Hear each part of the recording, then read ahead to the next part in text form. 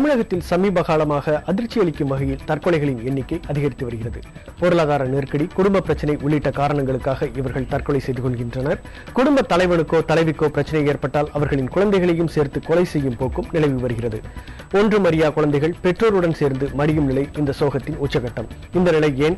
தற்கொலை செய்து கொள்ளும் விளிம்பு நிலையில் உள்ளவர்களுக்கு மனநல மருத்துவர்களின் ஆலோசனை உள்ளிட்டவை குறித்து விவாதிக்க உள்ளோம். இதற்காக நம்முடைய அரங்கத்திற்கு வந்துள்ளனர் உளவியல் நிபுணர் டாக்டர் அபிலாஷா, அதேபோல சமூக ஆர்வலரும் வழக்கறிஞரும் பூவுலகின் நண்பர்கள் அமைப்பைச் சேர்ந்தவருமான வெற்றி செல்வன் நம்முடன் அரங்கத்தில் இருக்கிறார். இனி விவாதத்திற்குள் செல்லலாம். அபிலாஷா, உங்களிடம் தான் இந்த கேள்வியை கேட்க விரும்புகிறேன். ஒரு தற்கொலை முடிவை நாடும் நபர் ஏன் அந்த முடிவுக்கு தள்ளப்படுகிறார்? அந்த தருணம் எப்படிப்பட்டது? அதை எப்படி தவிர்க்கலாம்? முதல்ல தற்கொலை அப்படின்னு சொல்லும் போது கிரை ஃபார் ஹெல்ப் அப்படின்னு சொல்லுவாங்க. எனக்கு உதவி வேணும் அப்படின்னு இன்னொருத்தவங்களுக்கு தெரிவிக்கிறது தான் இந்த தற்கொலை எண்ணங்களுடைய அடிப்படையே. எனக்கு ஒரு கஷ்டம் இருக்கு, பண கஷ்டம் இருக்கு, யாராவது ஹெல்ப் பண்ணுங்களேன் அப்படின்றத வெளிக்காட்டுறதுக்கான சிம்டம் தான் தற்கொலை எண்ணங்கள். அதோடைய தொடர்ச்சி தான் தற்கொலை செய்யறது. சோ அந்த தருணத்துல அவங்களுடைய மனநிலை எப்படி இருக்கும்? ஹோப்லெஸ்ஸா இருப்பாங்க. யாரும் இல்ல, அவ்வளவுதான், எல்லாம் முடிஞ்சு போச்சு, இனிமே நம்மள யாரும் காப்பாற்ற முடியாது. மோஸ்ட்லி ஏன் தற்கொலை பண்ணிக்கிறாங்கன்னா, ஒண்ணு ரிவெஞ்ச் எடுக்கிறதுக்கு, யாரோ ஒருத்தவங்களை பழி வாங்குறதுக்கு, அப்படி இல்லைன்னா தன்னுடைய சோகத்தை அவங்களே உணர்ந்து செல்ஃப் பிட்டின்னு சொல்லி தன் மேல பரிதாபப்பட்டு இனி நீ வாழ்றதுல பிரயோஜனம் இல்லைன்னு அவங்களே அவங்களுக்கு சொல்லிக்கிறது. இன்னொன்னு பயம். நாளைக்கு எப்படி நம்ம பாக்குறது, நாளைக்கு ஃபேஸ் பண்ணணுமே, கடன்கார வருவானே, இல்ல இன்னொரு பிரச்சனை ஏதாவது இருக்கே, உடல்நல கோளாறு இருக்கே, அதுக்கு செலவு பண்ணணுமே அப்படின்னு பயம், அடிப்படை பயம். இன்னொன்னு இன்செக்யூரிட்டி, நமக்கு பாதுகாப்பு இல்லாம ஃபீல் பண்ணும்போது தற்கொலை நோக்கி போறாங்க. சோ இந்த மாதிரி மல்டிபிள் ரீசன்ஸ் இருக்கு. இதுல எது அவங்களுக்கு இருக்குன்றது அவங்களுடைய நிலையை பொறுத்தது. பட் எதுவாக இருந்தாலும் தற்கொலை எண்ணங்கள்ன்றத அந்த எண்ணங்கள்ல இருந்தே நம்ம இல்லாம பண்ணிட முடியும். அது அன்அட்டெண்டடா விடும்போது தான் தற்கொலை நடக்குது. வெற்றி செல்வன், அதாவது இந்த தற்கொலைகள்ல பெரும்பாலானவை பொருளாதார காரணங்களுக்காக பெரும்பாலும் நிகழ்கின்றன. இந்த பொருளாதார காரணங்களில் கடன் கொடுத்தவர்கள் கொடுக்கும் நெருக்கடி ஒரு முக்கியமான காரணமாக அமைகிறது. அப்படி ஒரு நெருக்கடி தற்கொலை செய்து கொள்ள தூண்டக்கூடிய அளவிலான நெருக்கடியே வரும்போது அவர்களுக்கு சட்ட ரீதியான என்ன வாய்ப்புகள் இருக்கின்றன? சட்ட ரீதியான அவர்களுக்கு நிறைய வாய்ப்புகள் இருக்கின்றது. ஆனால் சட்ட குறித்தான அந்த போதுமான விழிப்புணர்வு மக்களிடம் இல்லை. அது ஒரு முக்கியமான ஒரு பிரச்சனை. நீங்க கூறியது போல இந்த மாதிரி கடன்காரிடம் எப்படி நம்ம தப்பிக்கிறது அப்படின்னு இப்ப என்ன பிரச்சனை அப்படின்னு பாத்தீங்கன்னா, இப்போ உலகமயமாக்கல் பொருளாதார கொள்கையை நான் பின்பற்ற ஆரம்பித்து பின்பாக நிறைய தனியார் வங்கிகள் இப்போ இந்தியாவில் செயல்பட ஆரம்பிக்கிட்டு, இந்த தனியார் வங்கிகள் அவர்களுடைய செயல்பாடுகள் மிகவும் கேள்விக்குரியதாக இருக்கின்றது, மிகவும் பிரச்சனைக்குரியதாக இருக்கின்றது. இது குறித்தான நிறைய பிரச்சனைகள் நாங்கள் அன்றாடம் சந்தித்து வருகின்றோம். நிறைய பேர் எங்கிட்ட குறை சொல்றாங்க. தனியார் வங்கிகள் நடந்து கூட அது அதிகாரிகளாக இருக்கட்டும், அதில் செயல்படக்கூடிய நபர்களாக இருக்கட்டும், அவர்கள் கடனை வசூலிப்பதற்காக இவர்களிடம் எப்படி நடந்து கொள்கிறார்கள். சிலர்கள் ரவுடிகளே கூட ஏவுகிறார்கள். இந்த மாதிரி பலவிதமான புகார்கள் வந்திருக்கின்றன. உச்சநீதிமன்றம் கூட இது குறித்தான பல்வேறு விதமான தீர்ப்புகளை கொடுத்திருக்கிறார்கள். ஆக நான் ஒரு வங்கியிடம் இருந்து கடன் வாங்கிட்டேன் அப்படிங்கிறதுக்காக அதுக்கு நான் அடிமை அல்ல. அவர்கள் சொல்லுவதை நாம் கேட்டுவிட வேண்டும் என்று அர்த்தம் அல்ல. உங்கள்கிட்ட அவங்க வரும்போது சரியான விவரங்களை உங்கள்கிட்ட சொல்வதில்லை. பெரும்பாலான வங்கிகள், தனியார் வங்கிகள் இருக்கக்கூடிய மிகப்பெரிய பிரச்சனை அப்படின்னு என்னன்னு பாத்தீங்கன்னா, அவர்களுடைய திட்டங்களை தெளிவாக மக்களிடம் இதுதான் எங்களுடைய ரேட், இதான் எங்களுடைய பிரின்சிபல் ரேட், உங்களுக்கு எவ்வளவு இன்ட்ரெஸ்ட் ஆகும், லேட்டா கொடுத்தீங்கன்னா அதுக்கு இவ்வளவு இன்ட்ரெஸ்ட் போடுவோம், அதுக்கும் லேட்டா கொடுத்தீங்கன்னா அதுக்கு ஒரு இன்ட்ரெஸ்ட் போடுவோம் அப்படின்னு யாரும் சொல்றதே கிடையாது. கண்ணுக்கே தெரியாத குட்டி குட்டி எழுத்துல ஒரு அப்ளிகேஷன் ஃபார்ம்ல உங்கள்கிட்ட கையெழுத்து வாங்கிட்டு போயிடுறாங்க. அவ்வளவுதான் நடக்குது. அதற்கு பின்பாக அவர்களை அழுத்தம் தரப்படுகின்றார்கள். இது குறித்தாக பல்வேறு விதமான வழக்குகள் இதுவரை வந்துள்ளன. உச்சநீதிமன்றம் தெளிவாக இதற்கு சில பரிந்துரை தந்திருக்கிறது. கடனை வசூலிப்பது எப்படி, நீங்கள் சிவில் கோர்ட்ல தான் அதை போகணும், நேரடியாக அவர்களை மிரட்டக்கூடாது, தொடர்ச்சியாக தொலைபேசிகள் அவர்களை தொந்தரவு செய்யக்கூடாது. இந்த தொடர்ச்சியாக நீங்க அவங்க டெலிபோன்ல மிரட்டுறது, வீட்டுக்கே போய் மிரட்டுறது, அடுத்த ஒரு பக்கத்து வீட்டுக்காரர் முன்பாக இவர்களை அசிங்கப்படுத்துறது, இந்த மாதிரி சம்பவங்கள் எல்லாம் சேர்ந்துதான் இவர்களை தற்கொலைக்கு தள்ளுகின்றது. அப்போ இந்த பிரச்சனை அப்படிங்கிறது எப்படி நீங்க கையாளலாம் அப்படின்னு கேட்டீங்கன்னா, அவர்கள் அது குறித்து பேசலாம். அதற்கு முன்பாக ஒரு கேள்வி. நேற்று ஒருவர் தற்கொலை செய்து கொண்டிருக்கிறார், குழந்தைகளையும் சேர்த்து கொலை செய்துவிட்டு அந்த தற்கொலை செய்திருக்கிறார். அதற்கு காரணமாக தனக்கு உதவி கிடைக்காத, பொருளாதார உதவி கிடைக்காததே ஒரு காரணமாக காட்டப்படுகிறது. தற்கொலை செய்து கொள்பவர் தன்னுடன் இருப்பவர்களையும் சேர்த்து கொலை செய்வது, அதாவது மிக சிறிய குழந்தைகள், எதுமறியா குழந்தைகளையும் சேர்த்து கொலை செய்வது என்பது எந்த மனப்போக்கிலிருந்து உருவாகிறது? அவர் ஓவர் ஸ்ட்ரெஸ் இருக்கும்போது டிசிஷன் எடுக்கிற அந்த கெப்பாசிட்டி நமக்கு குறைஞ்சிரும். சோ இது ஜட்ஜ்மெண்டே இருக்காது, நல்லது கெட்டது அதெல்லாம் தெரியாது. தற்கொலை செய்யணும் அப்படின்னு முடிவு எடுத்தவங்க ரெண்டு காரணத்துக்காக குடும்பத்தையும் சேர்த்து கூட்டிட்டு போவாங்க. ஒண்ணு, இந்த குழந்தைய விட்டுட்டு போனா அது என்ன ஆகுமோ, யாரும் பாத்துக்குவாங்களோ மாட்டாங்களோ அப்படின்ற ஒரு எண்ணத்துல. ரெண்டாவது, இந்த குழந்தையும் சேர்த்து கூட்டிட்டு போனாதான் இந்த தற்கொலையோடைய அந்த பவர் இன்னும் அதிகமா இருக்கும். 4 பேர் கேட்கும் போது இன்னும் அதிகமா பாவப்படுவாங்க, இன்னும் அதிகமா பச்சாதாபப்படுவாங்க அப்படின்ற ஒரு நோக்கமும் இருக்கலாம். சோ மெயினா இந்த குழந்தைங்களை ஏன் கூட்டிட்டு போறாங்கன்னா அவங்களுக்கு இன்னொருத்தவங்க மேல ஒரு பவர் இருக்குன்றத காட்டுறதுக்கு, நான் சொல்றத கேட்கறதுக்கு ஒருத்தவங்க இருக்காங்க அப்படின்றத காட்டுறதுக்கு தான் மெயினா குடும்பத்தை சார்ந்து தற்கொலை பண்ணி கூட்டிட்டு போயிடுறது. இல்ல, இந்த தருணத்தில் தடுப்பதற்கு என்ன செய்யலாம்? எங்கு யாருடைய உதவியை நாட முடியும்? முதல்ல இன்னைக்கு அடிப்படையா இருக்கிற மனிதாபிமானம் இன்னும் கொஞ்சம் அதிகமாகணும். நமக்குள்ள எல்லாருக்குள்ளயும் இருக்கிற மனிதாபிமானம் ரொம்பவே கம்மியாயிடுச்சோ அப்படின்னு பயப்பட வேண்டியிருக்கு. கமர்ஷியலா இருக்கு உலகத்துல. இன்னொரு மனிதனுடைய வலியை ஃபர்ஸ்ட் புரிஞ்சுக்கணும்.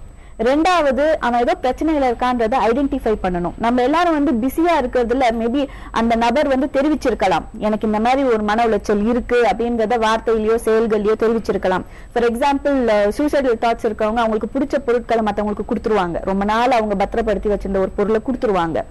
தேடி தேடி யாருக்கிட்டையாவது போய் மன்னிப்பு கேட்பாங்க, சாரி சொல்லுவாங்க, நான் பண்ணதை மனசுல வச்சுக்காதீங்க அப்படின்னு சொல்லுவாங்க.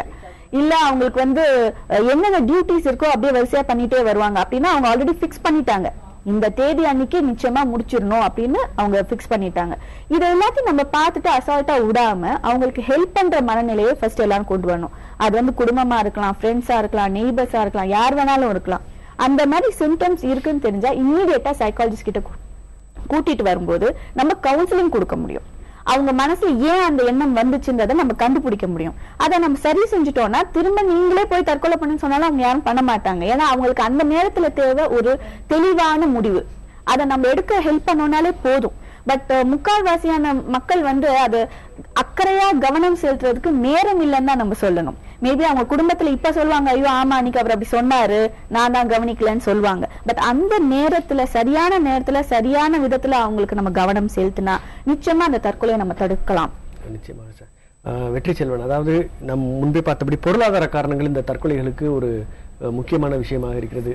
நீங்கள் ஏற்கனவே சொன்னியது போல கடன் கொடுத்த வங்கிகள் ஒரு மிக பெரும் நெருக்கடியை தனிநபர் மீது செலுத்துகின்றன, அது தற்கொலையில் போய் முடிகிறது. ஆகவே தற்கொலை செய்து கொள்ளும் அளவிற்கு ஒரு நெருக்கடி வரும்போது உடனடியாக நாம் என்ன நடவடிக்கை எடுக்க முடியும் சட்ட ரீதியாக? இல்ல, முதல்ல இவங்க ஹேண்டில் பண்ண இதை கத்துக்கணும். மன ரீதியாக முதல்ல நீங்க தயாராகணும். அதாவது முதல் நீங்கள் பெற வேண்டிய ஒரு உணர்ச்சி என்னவென்றால், நீங்க எந்த விதமான தவறும் செய்யவில்லை.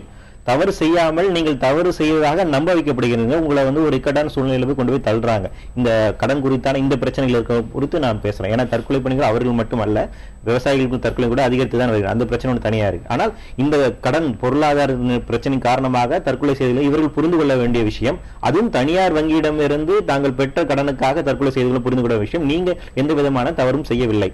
முறைப்படியாக உங்கள் மீது நடவடிக்கை எடுக்க வேண்டும் என்றால் அவர்கள் ஒரு சிவில் சூட் தான் ஃபைல் பண்ணணும். ஆனால் அப்படி யாரும் செய்வதில்லை. உங்களிடம் கட்டாயமாக ஒரு பிளாங்க் செக்ல கையெழுத்து வாங்கிட்டு போயிட்டு அது கோர்ட்ல பேங்க்ல சப்மிட் பண்ணிட்டு செக் பவுன்ஸ் ஆனி செக் பவுன்ஸ் கேஸ் தான் உங்க மேல போட்டு இப்படி டார்ச்சர் பண்ணுவாங்க. இப்படி பல்வேறு தந்திரங்களை அவர்கள் கையாளுகின்றார்கள். இதையெல்லாம் அரசு வேடிக்கை பார்த்து கொண்டிருக்கின்றது என்பதுதான் இன்னைக்கு நிதர்சனமான உண்மை.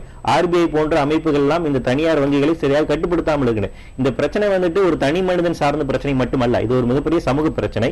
நம்ம சமூகத்தினுடைய பாலிசி, அரசினுடைய பாலிசியினுடைய அரசாங்கமே சேர்ந்து இந்த மாதிரி வங்கிகளை ஊக்கப்படுத்தும் மூலம் அல்லது கட்டுப்படுத்தாமல் கண்டுக்காம விடுவதனோட விளைவு என்ன அப்படின்னு பாத்தீங்கன்னா, ஒரு பகுதியான சமூக நிலை மக்கள் இதை நோக்கி தள்ளப்படுகிறார்கள்.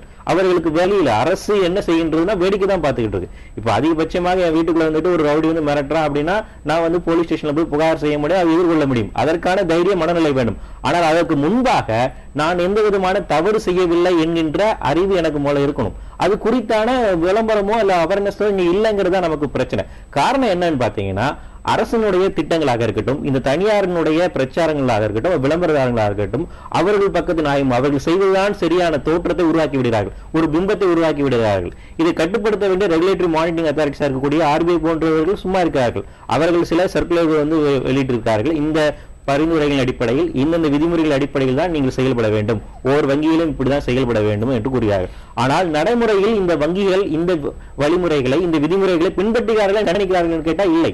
அந்த ஒரு மிகப்பெரிய ஒரு பிரச்சனை இருக்கு. அடுத்தபடியாக வங்கியில் மீது புகார் கூறுவதற்காக ஓம்புட்ஸ்மன் என்று தனியாக ஒரு அமைப்பு இருக்கின்றது. அதுவும் சரியாக செயல்படாத ஒரு நிலைமை இருக்குது. ஆக இது ஒரு பெரிய மிகப்பெரிய ஒரு சமூக ஒரு பிரச்சனை தான். இது அரசனுடைய மிகப்பெரிய ஒரு பொருளாதார கொள்கையை ஏற்படுத்திய மிகப்பெரிய ஒரு பாதிப்பு இது. நிச்சயமாக. அபிலாஷா, நேற்று நடந்த தற்கொலை வைத்து பார்க்கும்போது அவர் தன்னுடைய சகோதரரிடம் உதவி கேட்டிருக்கிறார். அந்த உதவி கிடைக்காத நிலையில் இப்படி ஒரு தற்கொலை முடிவையும் கொலை முடிவையும் எடுக்கிறார். ஆகவே சமூகத்தில் அடுத்தவர்களுக்கு உதவி செய்யும் போக்கு குறைந்திருப்பது மாதிரியான தற்கொலைகளுக்கு ஒரு காரணமாக அமைந்திருக்கிறது. தனிநபர் முடிவாக இல்லாமல் இது ஒரு சமூகம் நிர்பந்திக்கிற ஒரு முடிவாக மாறும் நிலையில் சமூகம் எந்த பங்கை ஆற்ற முடியும் மாதிரியான தற்கொலைகளை தடுப்பதற்கு? முதல்ல நான் முன்னாடி சொன்ன மாதிரி அந்த ஹியூமனிட்டி இன்னும் கொஞ்சம் அதிகமாகணும். எல்லாரும் வந்து பணம் பணம்னு அது பின்னாடியே ஓடிட்டு இருக்காங்க.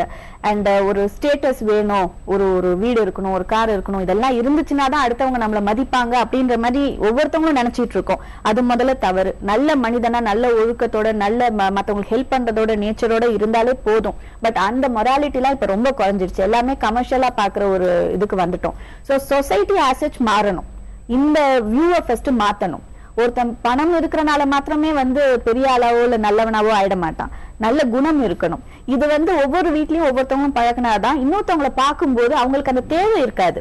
இப்போ ஒரு நபருக்கு வந்து மேபி அவருக்கு அந்த லக்ஸுரி தேவைப்படாம இருக்கலாம். ஆனா என்ன மத்தவங்க மதிக்கணும்னா நான் இந்த பொருள் எல்லாம் வச்சிருக்கணுமே, ஆனா என்னோட சம்பாத்தியத்துல இது வாங்க முடியாதுன்றப்ப ஒண்ணு தவறான பாதைக்கு போறாரு, இல்லாட்டி வாழ்க்கையில விரக்தி அடைஞ்சு முடிவுக்கு போறாரு. சோ இது ஒவ்வொரு நபரும் வந்து இல்ல நம்ம பணத்துக்கு முக்கியத்துவம் கொடுக்க வேணாம், மனசுக்கு முக்கியத்துவம் கொடுக்கணும்ன்றத நம்ம ஆரம்பிக்கணும். எல்லாரும் ஒவ்வொரு வீட்லயும் ஆரம்பிச்சோம்னா அது டெஃபினட்டா ஒரு பெரிய சேஞ்ச் உண்டாக்கும்.